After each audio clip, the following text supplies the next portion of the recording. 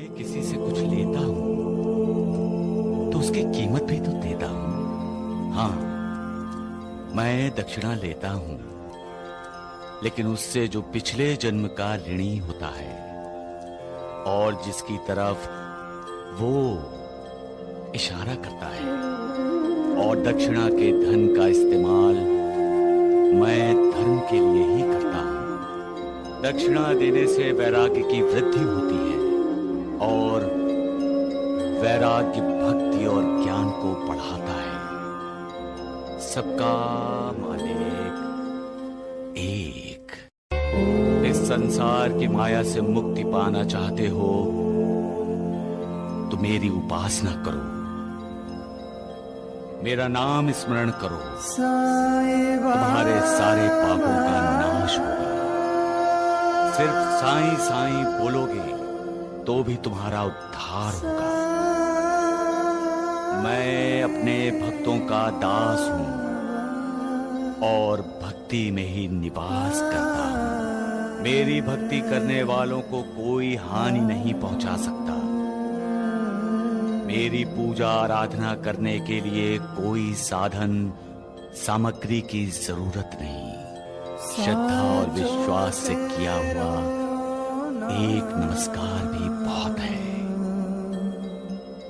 मेरे इन शब्दों पर विश्वास करो, तुम्हारा कल्याण होगा। पूछो तो तुम्हारे पास कितनी संपत्ति है, तो जवाब सुन लो। सुबह के समय मन में कोई सुविचार आता है और उस विचार की वजह से हम दिन भर के लिए उत्साह से भरे रहते हैं, प्रसन्न रहते हैं। तो वो सुविचार इंसान की संपत्ति है। दूसरों को आदर सम्मान करोगे तो हर कोई तुम्हारा भी आदर सम्मान करेगा। दूसरों का दिया हुआ आदर सम्मान ही तुम्हारी संपत्ति है। हम जब प्यासे को पानी पिलाते हैं, भूखे को खाना खिलाते हैं, बेसहारा को सहारा देते हैं, नंगे को वस्त्र पहनाते हैं, तो जो वो लोग तुम्हें दुआएं देते हैं, वो दुआएं तुम्हारी संपत्ति है। इंसान को चाहिए क्या? 2 गज जमीन, सिर्फ 3.5 हाथ जमीन, और वो चाहता क्या है? 3,500 हाथ जमीन, 3.5 करोड़ सोना और ना जाने कितना कितना कुछ।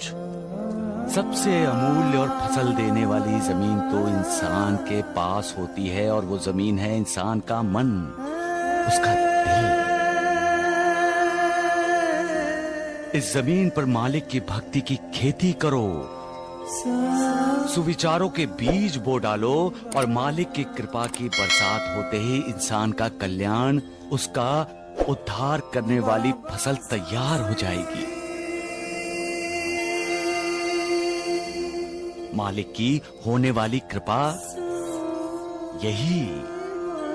यही तो इंसान की संपत्ति है।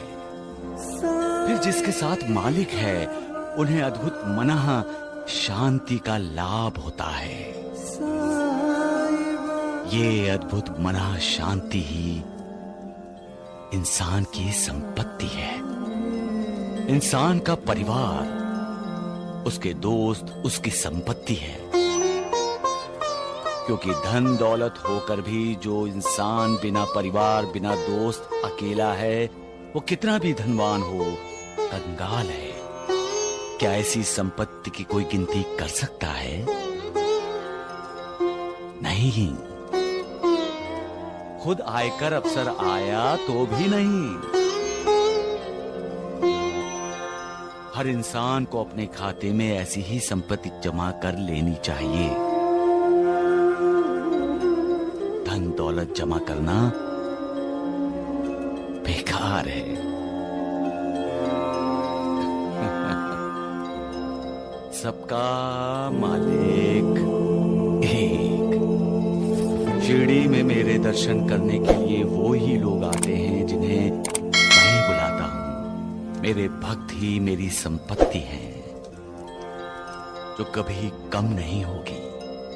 मेरे जाने के बाद भी मेरी संपत्ति बढ़ती ही जाएगी, बढ़ती ही जाएगी, बढ़ती ही जाएगी। सबका मालिक एक। उनके दिल का आईना होती है। जब दिल साफ होता है तो साफ दिल का प्रतिबिंब उसकी आंखों में ही दिखाई देता है। ऐसा इंसान किसी से भी आंख मिलाकर बात कर सकता है। लेकिन दिल में पाप होता है तो इंसान अपने दिल का पाप दूसरों से छिपाने की कोशिश करता है, डरता है आंख से आंख मिलाने के लिए, कहीं सामने वाला उसका पाप न जान जाए। इंसान जब डरने लगता है तो फासले बढ़ जाते हैं, कटुता बढ़ जाती है। इंसान अविवेक के अधीन हो जाता है, जिसका अंजाम कभी अच्छा नहीं होता। इसलिए डरना है तो मालिक के क्रोध से डरो।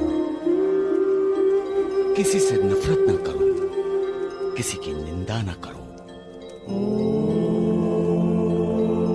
सबका मालिक एक। मनुष्य मनुष्य के बीच प्यार हो तो उनके बीच के फासले मिट जाते हैं, और नफरत हो तो फासले बढ़ जाते हैं। हमें फासले बढ़ाने नहीं चाहिए बल्कि मिटाने चाहिए। कलह और विवाद ही मनुष्य को मनुष्य से दूर रखता है।